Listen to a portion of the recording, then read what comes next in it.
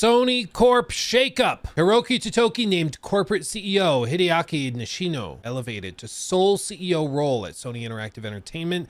Herman has been demoted, still has a job, still making millions, but he's been demoted into the head of the studio business group, which basically, from everything I've gathered, means that he will travel to studios, check in with them, get information about release dates, check on polish, and those types of things. But the ultimate green lighting of the big games and stuff is going to come down now more to this guy, Hideaki Nishino, who was the co-CEO with Herman over the last 9 months or whatever it's been. And then Hiroki Totoki obviously has stepped up even higher in the corporation.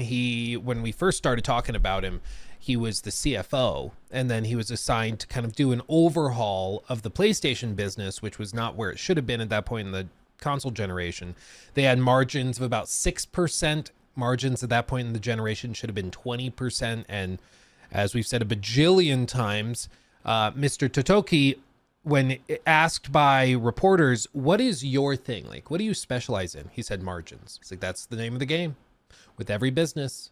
It's how much money you make for every dollar you take in. That's the name of the game. So as he's stepped higher and higher into the business, he has restructured it. He's shifted stuff. You notice he's canceled a lot of projects recently, all in the names of widening the margins. Now, what does that practically mean moving forward? Because I know some people are like, oh, it's just going to be more of the same. And to a certain extent, it probably will be. But what it effectively means is, in order to widen your margins, you either need to make more money while spending the same amount, or you need to spend less money while making the same amount, or hopefully both. You make more money and you spend less money on the products that you're selling people. And the easiest way to spend less money is to not waste it on stupid crap. Like, that's the easiest way to just not waste money, is don't waste it on stupid crap that never was going to find success. So don't spend $3.7 billion on a company that is financially incompetent. Maybe don't greenlight a $400 million live service game that literally everybody mocked the second they saw it. Don't do that. Just don't do that. And so what I would expect this probably means is that Hiroki Totoki and the new head of PlayStation, or rather Sony Interactive Entertainment, Mr. Hideaki Nishino, they are going to be much more careful with what they greenlight and when. They're going to double down on currently established franchises, things that are considered safe bets. So more sequels, more remakes, more remasters. A bajillion percent they are going to be doubling down and tripling down on PC launches, possibly even day one or very close to it, because all of this is just going to come down to, how do we make more money for the amount we're spending? If we're spending $300 million on Spider-Man 2, we need to have a PC port ready to go. We need to have special promotions to get people to upgrade to the deluxe edition to make more money on each copy. Like, that's the name of the game, and there's no choice. Like, that's what we're doing. But on the positive side, I think it means that they waste less money on these projects that are considered long shots, because the philosophy with live service stuff, I remember talking about it back in like 2020, 2021. The philosophy has always been, you make 10 projects and you just pray to the gods of gaming that one of them is successful. Because if you have one Fortnite, you can afford 9 Concords, because Fortnite makes so much money. The problem is Fortnite, Call of Duty, what's another one that just prints money? Monopoly Go, maybe? I don't know. These games are sort of like, they don't just, you can't just will it. If it was easy to do, everybody would do it. You know, that's kind of the takeaway. If it was easy to make a Marvel Rivals, every studio would do it. And they've tried, but they've mostly failed. It's really remarkable when a studio succeeds because it's so difficult. And I think the philosophy with Jim Ryan and Herman Hulst's version of PlayStation was, well, we'll just keep trying and we'll figure it out eventually. And that's just a game that Mr. Totoki was not willing to play, because Sony is both bigger and not as big as you would think. They have a very diversified business. People don't believe me when I tell them, like, no, one of the big staple core tenets of the Sony business is like life insurance. They have a huge insurance program in Japan. Of course, it doesn't spill over to the like states or anything, but that's a huge component of their business. And insurance is all about margins and careful consideration of risk and reward. Like, that's all it is. So Sony has this weird, it's had this weird dichotomy where you've got the risk-taking PlayStation side of the business that's just throwing money around like it's nothing. And then you have the super careful, very precise corporate side of the business in Japan. And it seems like for the last few years, they were letting PlayStation kind of experiment with it. And then finally, Hiroki Totoki came in and was like, what the hell are you doing? Stop it. And so he's come in and some heads have rolled and things have been rearranged. Now, I think this is a much better spot, frankly, for Herman. This is the spot I believe he was in before he got sort of promoted to co-CEO. And I think that it's the right move. You can see Nishino was elevated to CEO of Sony Interactive Platform Business Group in May of 24. He shared oversight of the PlayStation maker with Herman Hulst, who is the CEO of the division Studio Business Group. These appointments were made in the wake of the departure of CEO Jim Ryan. The elevation of Nishino to the top post overseeing all of Sony Interactive Entertainment caught industry observers by surprise. And I think that it caught them by surprise because it seemed like they were leaning in and doubling down on the Herman Hulst side of it, which was that Herman Hulst and Jim Ryan seemingly were kind of buddy-buddy in these pursuits of live service stuff. And let's be honest, also Horizon, greenlighting movies, TV shows, a Lego game, VR games, like really trying to make Horizon into this big multi-billion-dollar franchise. And it's, as of yet, not really panned out. But they go on. So Nishino will serve as president and CEO of Sony Interactive Entertainment, in addition to serving as CEO of the Platform Business Group and CEO of the Studio Business Group. Sony said that Hulst will continue to lead the development, publishing, and business operations of Sony Interactive Entertainment's first-party content. He will also be tasked with driving Sony's push for Sony Interactive Entertainment to work with Sony Pictures in developing adaptations of its gaming franchises as TV shows, movies, and other mediums through PlayStation Productions. And then Lin Tao was also appointed Chief Financial Officer for Sony as well. Her previous position has not been filled yet. They don't know who's going to take her spot, but somebody, of course, will eventually. Herman Hulst being used to further the development of these like movie adaptations makes sense as well, because who was standing next to Hideo Kojima when he announced that they were going to do like a movie thing? I still don't really know what this even is, but Herman was the one that apparently made this happen and is responsible for this big push. How this turns out, I have no freaking idea, because I don't think anybody on the planet knows what Hideo Kojima is planning with this movie. But it's like a next generation action adventure or action espionage game. And it's like espionage genre together. Let's see. It's really strange. Sony not only does games, but also music and movies. It will definitely be a strong collaboration. 2 years from now, I will celebrate the 40th anniversary of my game production career. I'm confident that this title will be the culmination of my work. Who knows? And then it ends with this drone shot. You remember this? Where the drone pulls out, and notably, it's not in a game studio. They specifically filmed this at one of Sony's sound stages at Sony Pictures. Or Columbia Pictures, Sony Pictures, tomato, tomato. It's probably just going to be a movie, probably. Let's be honest, but still. So all of this kind of makes sense. And I mean, if I had to keep Herman Hulst in a position, that's probably where he would go, or I'd send him back to Guerrilla. But it still is just pathetic to me. PlayStation tweet says it will become optional to sign in for PC port of their games. Oh yeah, we'll talk about that in just a second, Reddit list. Thank you for that. I do have the tweets and stuff pulled up. So yeah, we'll talk about that.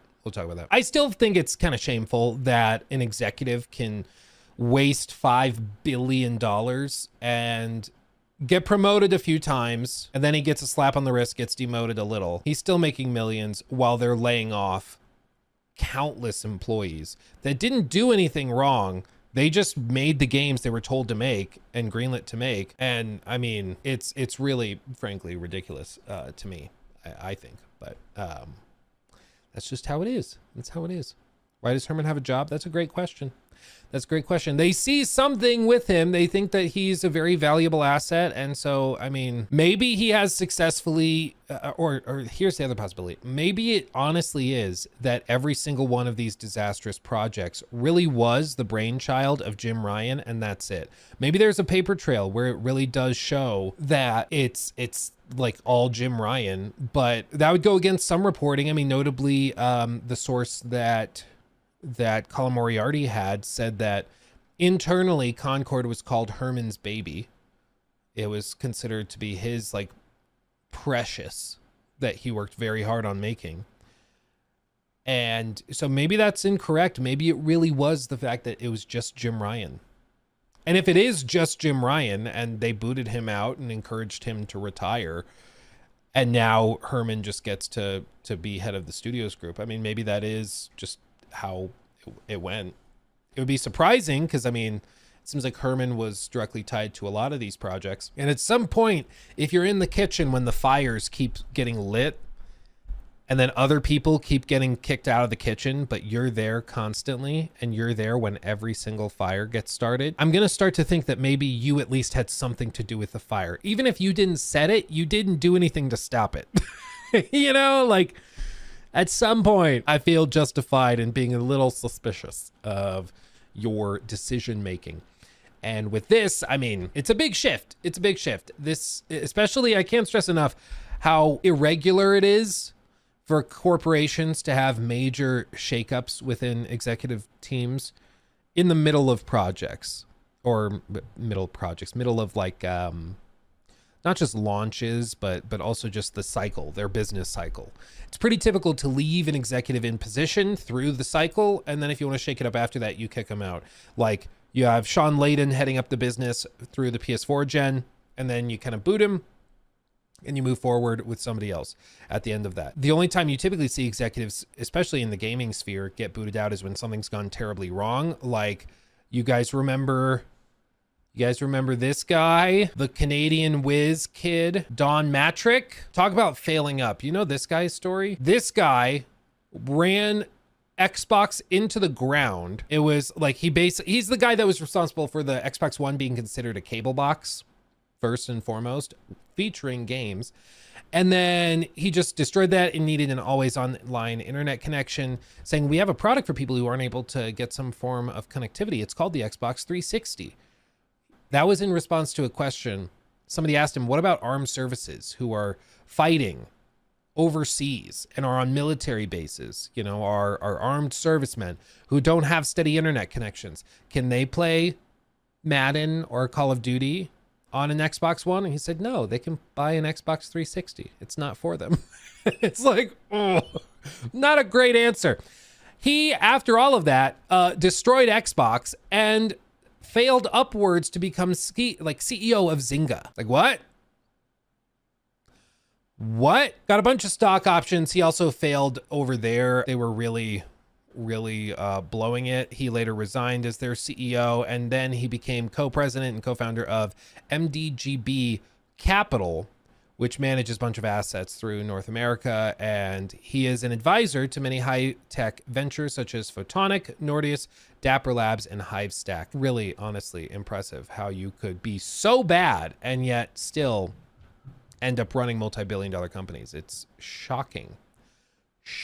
That's typically what you see, is somebody gets booted out in the middle of a disastrous generation. And so to see so many leadership shakeups at PlayStation is really interesting. Meanwhile, you know, Xbox has a core team. I don't like some members of the team. I think that other people within Xbox's leadership might be more effective in those roles, but it seems to be working, because the other story that broke today / yesterday was that Microsoft is currently the #1 games publisher in the world. After a very successful December, they were the #1 game publisher in all of December. And of course, Call of Duty was responsible for most of that, but Indiana Jones was also really successful as well. And interesting little tidbit, 64% of spend on Microsoft games in December came from PlayStation platforms, which is really fascinating. That's why, honestly, at this point, like, anybody freaking out about these games being multi-plat, you expect them to just leave that money on the table? You know, like that's crazy. That's a lot. That's a whole lot of money. It's like if I told you you can make $100, but if you want to be exclusive, you can keep 60, like I'll take $64 away. You keep $36. It's like, no, of course I'm going to bring it over to that table and also get the full $64 and have $100. Like, why wouldn't I take the money that's on that table over there? I'm going to go do it. Even if like some hardcore fanboys get upset. So no shocker there. But anyway, big shakeups at PlayStation, big moves, big crazy stuff happening, and here we are. I don't know what to make of it. We'll see over the next like 6 months what happens, what gets greenlit, and what other projects get canceled, because there's going to be other announcements of shakeups and redirections and stuff. But it's very, very interesting. Maybe we'll actually get a PlayStation showcase this May or April or something, and we'll see some of the vision of what's coming later this year and into next year. But it's been really shocking. I mean, I just did that video on Ghost of Tsushima, and it still is stunning to me how lackluster this generation has been from PlayStation Studios' side. Like, we started strong with games that were in production at the end of the PS4 era, like God of War Ragnarok, and, you know, Demon Souls was really good. Spider-Man 2 I thought was so-so. It was fine. But after that, like, we've just gotten remakes and remasters and like tons of different garbage. And it's been really frustrating. And now we're starting to see snippets, Ghost of Yotei and, you know, the new Naughty Dog game. We're seeing some stuff like that, but this generation has been such a disaster. Wasn't Concord in development long before Herman got promoted? To be clear, Concord was in development before Jim Ryan, before Herman Holst, before like any of those guys were in positions of leadership. What Sony did is Sony looked at the studio. They saw like, I don't know if demo is the right word, but they saw a look at Concord. They thought it had so much potential that they went in and they bought the studio. Then after they bought the studio and thus the game, they then spent another however many millions and millions and millions of dollars to finish the game and then put it out there. So anybody who's like trying to be pedantic and be like, oh, well, they didn't technically greenlit it. They bought the game and then they greenlit spending another $200 million on it. Like, if you want to be cute and try to be pedantic, they didn't technically start the project. Cool, good for you. You know how to read. Congratulations. But we never said that they were the ones that started it. We said that they were the ones that finished it, when everybody that could see that game knew it should have been dumped on the side of the road. Like a bad... I was going to say bad habit, but that doesn't make sense. Then I was going to say bad date, but then that sounds horrible. So I don't know what the saying is. Figure it out for me. I don't know. Wario is reporting on X, PlayStation games PSN accounts will become optional for some titles. Players who opt in with a PSN account will enjoy added benefits like trophies and in-game content. This will apply to Marvel Spider-Man 2, God of War Ragnarok, The Last of Us Part 2 Remastered, and Horizon Zero Dawn Remastered. Interesting. Okay. So, an account for PlayStation Network will become optional for these titles on PC. Players who still opt to sign into a PlayStation Network account will also enjoy added benefits like trophies and friend management. And so for Spider-Man 2, which comes out like tomorrow on PC, early unlock suits, Spider-Man 2099 Black Suit and the Miles Morales 2099 suit. God of War Ragnarok, you'll get access to the armor of the Black Bear set for Kratos at the first lost items chest in the Realm Between Realms, previously only accessible in New Game Plus run, and a resource bundle. Okay. Last of Us Part 2, 50 points to activate bonus features and unlock extras. Jordan's jacket from Intergalactic, the Heretic Prophet as a skin for Ellie. That's kind of fun. And then Horizon Zero Dawn, you gain access to Nora Valiant outfit. Interesting. What a crazy reversal, because even like a matter of months ago, there were people that were still regularly mass downvoting their PC games for having this PlayStation Network requirement. And it was just such a needless blunder. This is what there's a number of companies that do this, but there's so many needless mistakes that happen for no reason at all.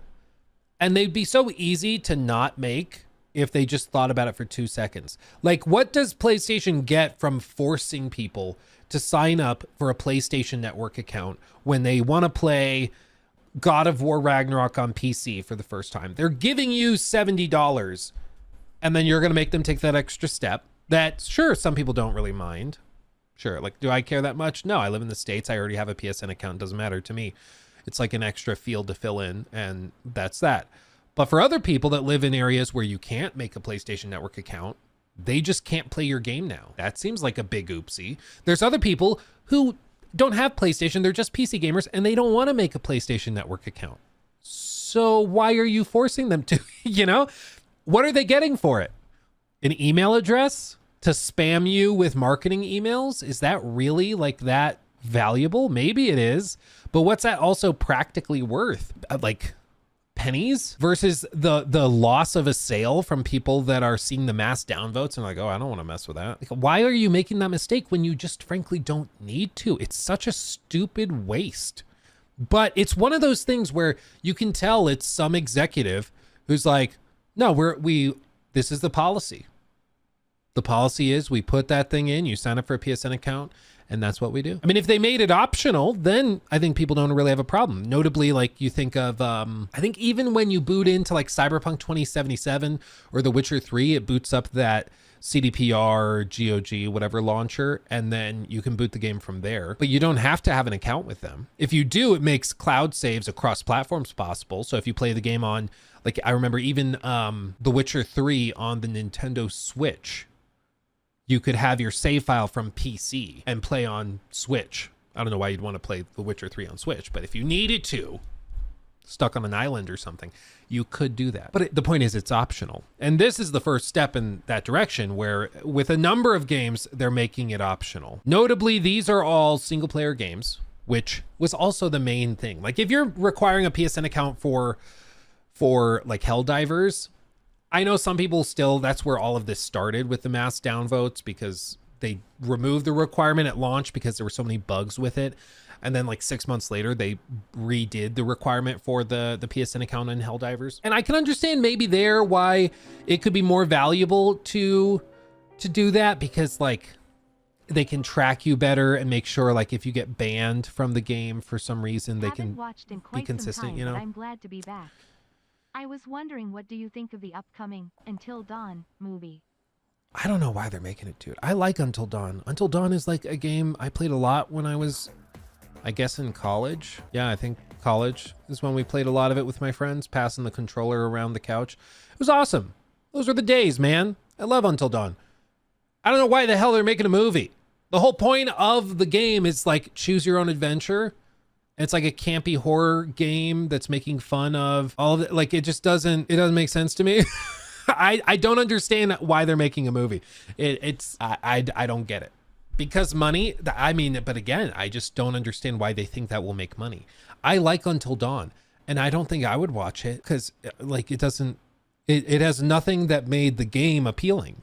It's just a crappy horror movie at this point. Like, what are we doing?